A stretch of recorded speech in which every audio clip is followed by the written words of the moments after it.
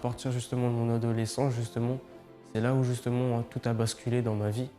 C'est à partir de là que justement j'ai commencé à grandir parce que depuis mon jeune âge, j'étais une personne justement qui était très impulsif et qui s'énervait pour un oui, pour un non parce que comme j'avais pas de limite dans ce que je demandais, justement ça a créé en moi justement on va dire ce pouvoir quoi. Donc, ce que je demandais, je l'avais, donc je me prenais pour le roi. Donc justement, au collège, justement, à partir de l'école, justement, que ça a commencé, j'ai commencé justement à grandir une haine parce qu'en fait, je voyais les autres et ça m'a beaucoup influencé justement à être violent. Et à partir de là, c'est là où justement j'ai commencé à être violent à la maison. Je m'énervais comme pour un oui, pour un non. Donc ça arrivait justement que je frappais ma mère, mais violemment. C'est-à-dire que des fois, je la frappais avec les poings. Je mettais des coups de pied, c'était vraiment grave parce que je me contrôlais pas en fait. C'était comme si c'était une force qui me contrôlait et justement là, j'étais violent. J'étais très pulsif. C'était toujours comme ça. Avec mes sœurs, avec mon frère, j'étais pareil aussi. Je m'énervais tout le temps. C'était moi qui devais toujours en fait avoir le dernier mot. C'était moi qui commandais. Donc quand je demandais quelque chose et que je ne l'avais pas, là je frappais et je m'énervais. Dans cette période-là, justement, mon père a connu justement le centre d'accueil universel. Ici à Paris, il a connu justement, il a été conseiller et il a été justement dirigé justement à Champigny. Et c'est à partir de là que mon père a commencé à venir, a commencé à lutter aussi. Et à partir de là, il m'a amené avec lui un jour justement. Et c'est là que justement j'ai commencé à connaître le centre d'accueil. À cette période-là, justement, il y a eu la campagne d'Israël. Et c'est là en fait que j'ai saisi l'opportunité et justement ça m'a touché. Et à partir de là, je me suis lancé entièrement. J'ai donné mon tout, j'ai sacrifié. Et à partir de là, justement, enfin, l'objectif de cette campagne, c'était pour ma famille, pour que ma famille soit transformée, que justement, il puisse y avoir la paix justement dans ma famille, qu'on soit unis. Parce que avant, voilà, vraiment, on était désunis. J'allais jusqu'au bout, mais il y avait des épreuves en fait, justement pour que je désiste. Mais justement, je suis allé jusqu'au bout pour donner mon tout. Alors aujourd'hui, les résultats de la campagne justement d'Israël, justement, c'est ça. C'est que maintenant, ma famille, justement, on est dans la même foi. Et justement, il y a cette union, il y a justement cette paix. Et c'est plus comme avant. Ma famille est totalement transformée. Maintenant, aujourd'hui, j'ai la paix. J'ai la joie de vivre et justement, je ne dépends plus de vices comme les jeux vidéo, la pornographie, je ne frappe plus, je n'ai plus cette haine justement à l'intérieur de moi, tout a changé. Maintenant, ma vie, elle est totalement transformée. J'ai des objectifs que avant, justement, je n'avais pas cette vision-là, justement, d'aller jusqu'au bout, d'aller de l'avant, de continuer, de persévérer. Mais là, justement, j'ai la vision d'aller de l'avant, de continuer. À partir de 14 ans où j'ai commencé à vouloir sortir, avoir plus d'indépendance, soi-disant, hein. Mes parents n'étaient pas d'accord, ce qui était normal, mais à l'époque, je ne comprenais pas. Donc ça a causé des disputes, il y avait un gros fossé entre nous. Moi qui étais très complice de mes parents avant, ben, là, il n'y avait plus de complicité. Voilà, il n'y avait que des disputes et voilà. À l'intérieur de moi, j'avais de la colère parce que je me sentais incomprise. Moi, je voulais avoir mon indépendance, me sentir grande. Et voilà, je n'étais pas prise ainsi puisque mes parents, voilà, c'est pas cette impression qu'ils me donnaient quoi en fait. J'étais rebelle, agressive, je cherchais la bagarre avec tout le monde, que ce soit au collège ou voilà. Alors oui, j'ai eu des périodes où je buvais de l'alcool, voilà, des périodes où j'étais stressée, je buvais de l'alcool jusqu'à tomber par terre.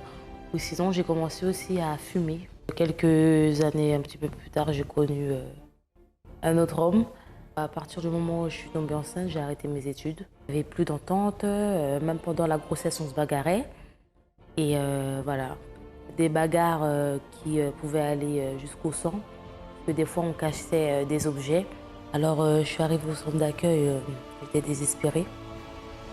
Et voilà, j'avais 19 ans, j'avais pas de travail, pas de diplôme. J'habitais encore chez ma mère, ma vie sentimentale, ça n'allait pas. J'avais des dettes à une campagne d'Israël. J'ai participé de cette campagne. J'ai vendu ma voiture, j'ai donné tout ce que j'avais pour participer de cette campagne d'Israël. Et le changement a été fait à l'intérieur de moi. Aujourd'hui, ça va. J'ai pu reprendre mes études. Donc, je travaille et j'étudie, donc je fais de l'alternance. Je suis l'une des élèves la mieux payée, voilà, de mon école. Et je ne suis plus fichée à la Banque de France. La dette a été effacée. Et j'ai trouvé aussi ma maison. Voilà, donc je n'habite plus avec ma mère. J'ai ma maison et je suis mariée aussi. Donc il y a la paix, nous vivons en harmonie et nous sommes heureux. Alors, ce que j'ai à vous conseiller, c'est de chercher le centre d'accueil le plus proche de chez vous. Et lorsque vous arriverez là-bas, de vous diriger vers les personnes qui seront à votre service là-bas, les assistants. Et voilà, et tout ce que vous entendrez, de mettre en pratique et de ne pas avoir peur de vous lancer. Bonjour à tous, soyez bienvenus. Les problèmes de famille, le plus grand problème de famille, normalement, quand il a des problèmes de famille, il entre le vice de l'alcoolisme, le vice de cigarette, le vice de la drogue. Hein? Et ça cause quoi? Ça cause division. Parce que quand une personne elle est viciée dans l'alcool, la cigarette, et beaucoup de personnes disent la cigarette c'est rien. Non, la cigarette dépense beaucoup d'argent, tous ceux qui fument et tous ceux qui sont à côté. Alors, ça va causer quoi? Des problèmes financiers, des problèmes de colère, de division dans la famille, des problèmes de santé, et il y a un moment que la personne tombe. Au centre d'accueil sont beaucoup ceux qui arrivent avec ce type de problème. Nous allons aujourd'hui écouter ce que Isaac est un nom de bénédiction, n'est-ce pas? Isaac, c'est le fils d'Abraham, très béni. Mais cet Isaac-là, il avait beaucoup de problèmes. Regardez. Avant d'arriver au centre d'accueil, j'étais un jeune très perturbé, puisque vu qu'à la maison, j'étais souvent dévalorisé par mes parents, qui me comparaient aux enfants des autres. Ils me disaient que les autres, ils arrivaient à faire ça et pas moi. Donc un jour, j'ai pas accepté ça. Donc je me suis révolté. Et dans la négativité, j'ai commencé à être violent à l'école, à répondre aux professeurs. Je voulais m'affirmer par n'importe quel moyen, je voulais qu'on me remarque. Et petit à petit, j'ai commencé aussi à fréquenter des mauvaises personnes qui m'ont induit dans des mauvais chemins. Mais moi, ça me plaisait puisque plus je faisais des bêtises, plus on me remarquait, plus on se disait « Ah ben lui, ça va, il commence à faire ça. Oh, lui, il est bien parce qu'il commence à traîner avec un tel. » Et moi, ça me plaisait puisque là, en fait, je me retrouvais. J'avais plus de confiance en moi. Et après, par la suite, j'ai commencé à boire, à fumer, à voler, à traîner avec les mauvaises personnes encore plus. Et jusqu'au point où je finissais en garde à vue, dans des comas éthyliques. Plus ça allait, plus ça s'empirait. Pour moi, j'étais bien. Sauf à des moments quand j'étais seul, je réfléchissais, je voyais que rien n'avait changé. Et même financièrement, ma vie n'avançait pas. J'avais du mal à économiser parce que je dépensais beaucoup. J'aimais frimer, donc on buvait tout le temps. Donc, mais sinon, quand j'étais avec mes amis, j'avais l'impression d'être celui que je voulais être. J'avais l'impression d'être reconnu, d'être quelqu'un. C'est ma mère, ma soeur, elles ont insisté. Au début, je pensais qu'ils me persécutaient, mais jusqu'au jour où, pour leur faire plaisir, je suis allé. J'ai été au centre d'accueil, j'ai accepté l'invitation. Et là, en fait, les choses ont commencé à... Enfin, j'ai commencé à comprendre petit à petit, à mettre en pratique certaines choses. Mais je voyais que je commençais à changer, parce qu'il y a des bêtises que je commençais à mettre de côté, que je ne faisais plus. Mais par contre, en ce qui concerne ma vie professionnelle, il y avait toujours un blocage, puisque je n'arrivais pas encore à atteindre mes objectifs. Donc je me disais, bon, au moins ça commence à changer. Donc je commençais à m'accommoder là-dessus en disant, bon, au moins ça va, là je commence à être mieux, et puis voilà. Venez visiter notre page Facebook CAU France. Vous y retrouverez des articles de motivation, les dates de nos événements, tous les liens utiles pour votre développement personnel.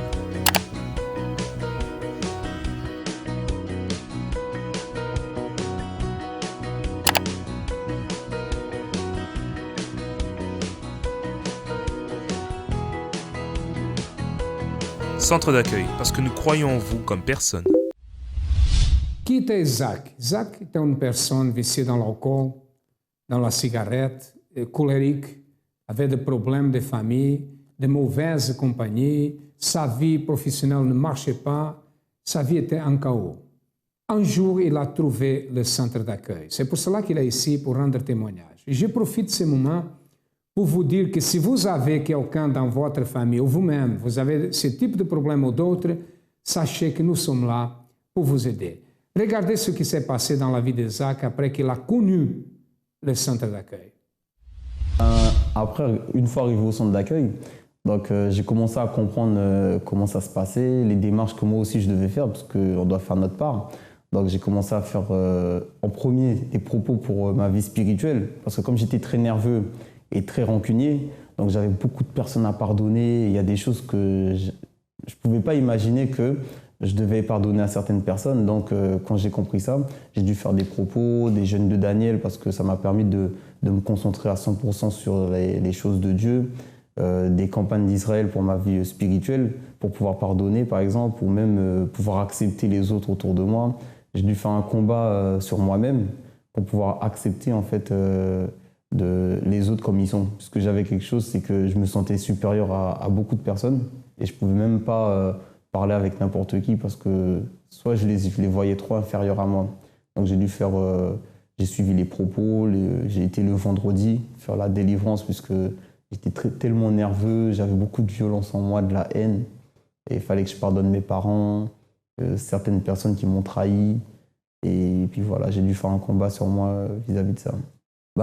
Pour moi, le sacrifice, au début, je ne comprenais pas. Mais je me suis lancé parce que je me suis dit, je suis dos au mur. Mais après, petit à petit, à force d'écouter la parole, j'ai compris qu'en fait, c'était une opportunité. Et quand je voyais les résultats, parce que malgré que je le faisais dos au mur, je le faisais sincèrement. Et à force de voir les résultats, petit à petit, je commençais à comprendre que le sacrifice, c'est un moment où c'est une opportunité où on doit se donner à fond. Et c'est un changement radical. Beaucoup de choses qui sont arrivées à travers le sacrifice sont arrivées beaucoup plus vite que des choses que j'ai faites avec des chaînes de prière ou des choses que j'attendais. Avec le sacrifice, il y a des changements intérieurs qui sont arrivés beaucoup plus vite que prévu. Pour ma vie professionnelle, c'est par rapport aux propos du possible. Donc, je ne pouvais plus accepter d'être toujours dans la précarité, c'est-à-dire des emplois, j'en trouvais. Ça m'est même déjà arrivé d'avoir des CDI et de quitter parce que ça ne me plaisait pas ou parce que j'étais instable. Donc je commençais à me dire que ce n'était pas normal puisque à l'allure où ça allait, j'allais jamais faire de projet, j'allais jamais faire des choses personnelles. Donc je me suis dit non, cette fois-ci, si Dieu il a réveillé des ossements, donc là, il fallait qu'il fasse quelque chose dans ma vie professionnelle parce que je voulais un changement radical. Donc là, durant ce propos, j'ai sacrifié sur l'autel, je suis allé sur l'autel et là, c'était entre moi et Dieu. Et le mardi, mon patron, il me convoque et arrivé là, il me dit « Isaac, franchement, vous êtes un gars très bien, tout se passe très bien, sauf que pour le moment, on va vous proposer un CDD de 6 mois encore, comme ça, on va continuer l'aventure ensemble parce que vous êtes quelqu'un de bien. » Et là, franchement, dans ma révolte, je lui ai dit « Non, franchement, monsieur, tout se passe bien entre vous et moi, mais je ne peux pas accepter un CDD. Cette fois, si vous voulez me donner un CDI, je reste. Sinon, dans ce cas, je suis obligé de partir puisque mon contrat il est fini et vous me donnez un CDI. » Et il m'a dit « Non, mais vous êtes malade, c'est la crise, il ne faut pas partir et tout. Dans 6 mois, ça ira bien, vous aurez un CDI. » Là, cette fois, j'ai dit non. J'ai refusé. Et vu que j'avais fait mon sacrifice, franchement, j'ai clamé, j'étais révolté. Je disais à Dieu, non, Seigneur, cette fois, je veux donner mon témoignage, je veux qu'il se passe quelque chose dans ma vie et je veux voir le changement. Et 3 jours après, il y a l'intérim qui m'appelle en me disant, oui, bon, monsieur Isaac, on vous propose une mission en intérim. Si vous voulez accepter, venez. Donc, comme je devais faire ma part, je suis allé. Je me suis dit, bon, je vais aller, peut-être que c'est là que ça va commencer. Donc, je suis allé dans la mission. Et arrivé là-bas, le patron, il vient, il me dit bonjour, c'est bien, vous êtes en avance. Il me félicite déjà, donc j'étais content. Après, il me dit, mais est-ce que vous avez telle formation, tel CACES, des permis d'engin? Je lui ai dit non, franchement, moi, j'ai rien de tout ça. Et là, il a commencé à s'énerver. Il était fâché, il m'a dit non, mais comment ça, on vous a fait venir ici, vous n'avez pas de permis, vous n'avez pas de CACES, vous n'avez rien, mais c'est pas normal. Je lui ai dit oui, mais l'intérim m'a dit de venir, je suis venu. Et il m'a dit, ouais, moi ici, à partir de maintenant, je ne travaille plus avec les intérimaires. Je prends que des gens en CDI parce que là, ça ne marche plus, c'est plus possible. Et là, franchement, j'avais tellement rien à perdre. Je lui ai dit, monsieur, dans ce cas, donnez-moi un CDI, comme ça, l'histoire est réglée. Je vais travailler avec vous en CDI si vous ne voulez pas d'intérimaire. Là, ça l'a énervé encore plus. Donc, je suis parti, il m'a quand même gardé parce que j'étais venu. J'ai fait ma soirée, j'ai travaillé. Les autres travaillaient avec les engins. Et moi, je travaillais à main, tu vois, à main nue. Et j'ai fait ma journée à fond parce que je me suis dit non. Là, je vais faire tout ce qu'il faut faire bien. Même s'ils ne me gardent pas, au moins, ils vont garder une bonne image. Maintenant, ça, c'était mon objectif d'avoir un bon caractère et des bonnes attitudes. Et ensuite, à la fin de la soirée, au moment où j'allais partir, ah ben, il a envoyé le chef venir me voir en courant. Il m'a dit Isaac, ne partez pas, ne partez pas. Franchement, vous nous avez impressionnés. On ne sait pas ce qui s'est passé. Tout le monde dit de bien de vous. Vous avez eu beaucoup d'encouragement. Les autres vous ont félicité. Vous avez quand même réussi à faire autant que certains qui ont les machines. Franchement, on ne sait pas comment vous avez fait. Mais on ne peut pas vous laisser partir sans vous proposer un CDI. On veut vous garder. On veut que vous soyez avec nous. Après, il a dit non, non, non, venez aujourd'hui. Ils m'ont appelé, ils m'ont dit non, venez tout de suite parce qu'en fin de compte, on ne va pas attendre les 2 semaines parce qu'on ne veut pas que vous trouviez quelque chose d'autre entre-temps. On veut que vous commenciez tout de suite avec nous parce qu'on ne veut pas vous perdre. Et du coup, le jour même, je suis allé. On a signé les contrats et tout s'est bien passé. Et en fin de compte, le contrat que j'ai signé, c'était un CDI comme je voulais. Mais par contre, le salaire, il est beaucoup plus élevé que l'ancien travail que j'avais. Et le poste, en fait, il est beaucoup plus important que le poste que j'avais avant.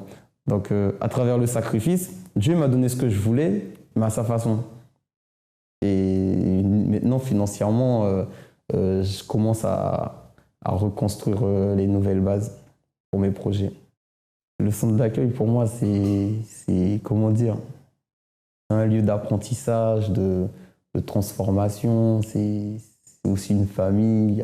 Il n'y a pas de mot précis, parce que quand on arrive au centre d'accueil, c'est la vie, en fait. C'est une vie. Je renais, en fait, au centre d'accueil. Grâce à Dieu, sa vie a été transformée complètement. Aujourd'hui, il n'est plus la même personne. Il a abandonné le vice, il n'est plus clérique. Il a participé des chaînes de prière, des campagnes.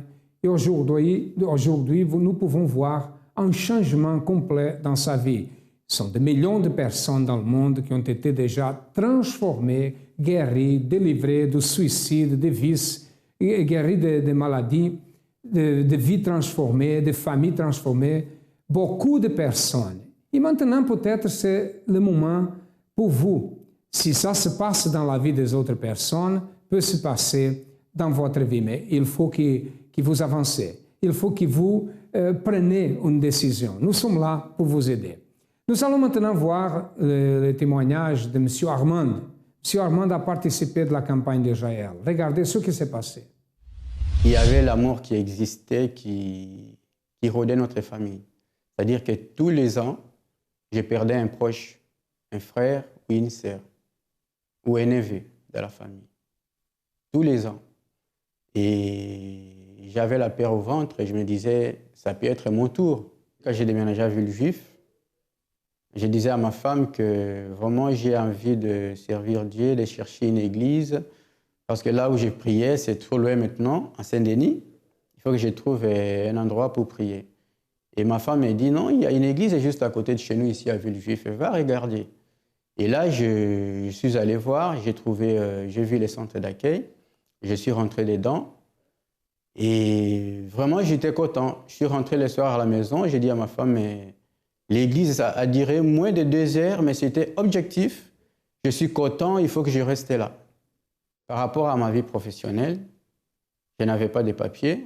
C'est vrai que je travaillais un petit peu, mais exploité, comme vous savez, si on n'a pas de documents, on vous fait travailler, mais c'est comme un esclave. Et le plus grand problème est que j'étais déjà à l'église, que je prenais les enveloppes de vœux, je n'accomplissais pas. Je n'étais pas fidèle à la dîme ni à l'offrande. J'étais comme un téléspectateur en fait. Donc je ne participais à rien. Je voyais les années passer, les mois passer, je me disais, mais pourquoi pas les autres? Pourquoi les autres et pas moi? Les autres témoignent. Mais est-ce que Dieu il est injuste? Non. Donc j'ai pris cette décision d'être fidèle à Dieu, d'aller dîmes, d'aller offrandes. J'ai participé dans les campagnes d'Israël. La campagne d'Israël, c'est une opportunité que Dieu nous donne pour changer les situations. Parce que il n'y a pas de victoire sans sacrifice. Ma femme est priée ailleurs. Aujourd'hui, je peux dire que la famille est réunie. nous sommes à l'église, ma femme et les enfants.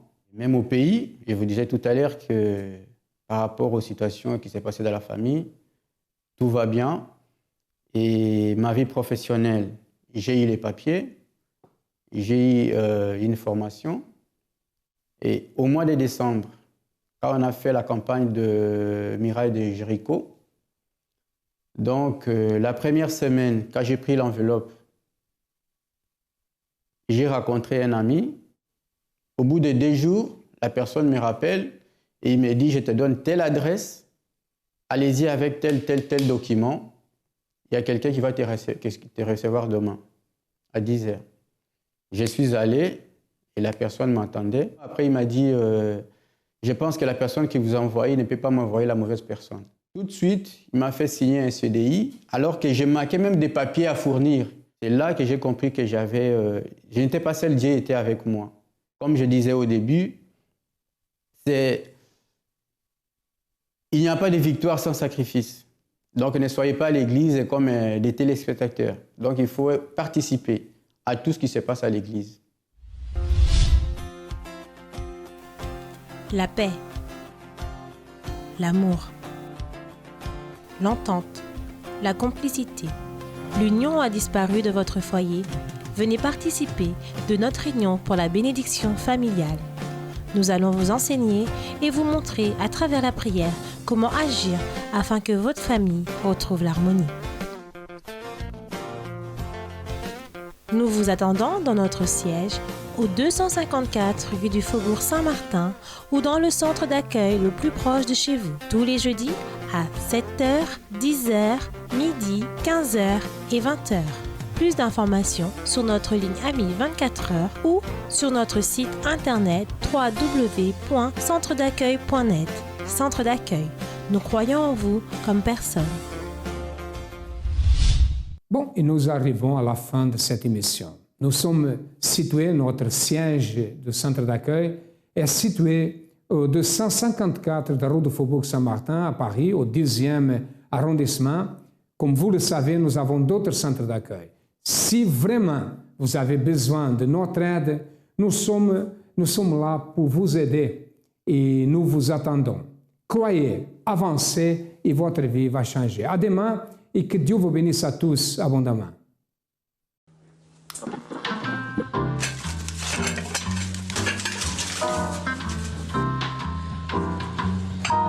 Ma chérie,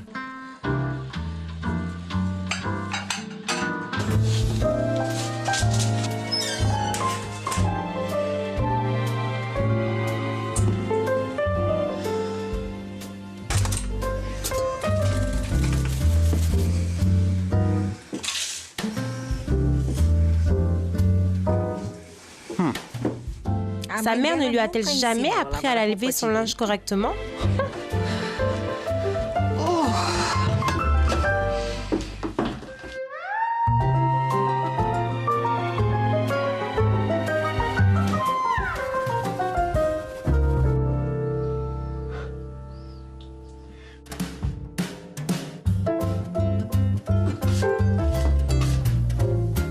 Oh, regarde-moi ça, John. Elle a enfin appris à laver son linge correctement. Je me demande comment elle a réussi. eh bien ma chérie, j'ai la réponse. Je me suis levé tôt et j'ai lavé les vitres de notre fenêtre.